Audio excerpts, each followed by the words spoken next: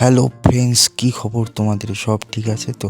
যাই হোক, আজকের রেসিপি গরম গরম মুচমুচে বাঁধাকপির পাকোড়া। কিছু না, প্রথমে বাঁধাকপি নিয়ে এইভাবে কেটে নেবেন।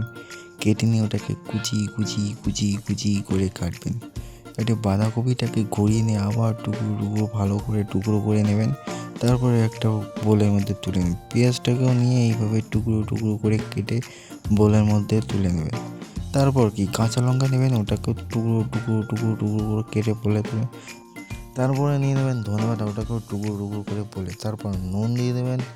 তারপর দিয়ে দেবেন জিরে গুঁড়ো, লঙ্কা গুঁড়ো, আর সাথে দেবেন কর্নফ্লাওয়ার। এইভাবে হাত দিয়ে ভালো করে মেখে নেবেন। ভালো করে মেখে নিয়ে এভাবে বল বানাবেন।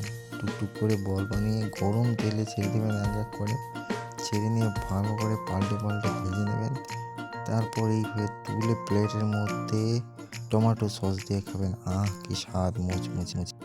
যাই হোক, ভিডিওটাকে শেষ পর্যন্ত দেখে থাকলে চ্যানেলটিকে সাবস্ক্রাইব করুন।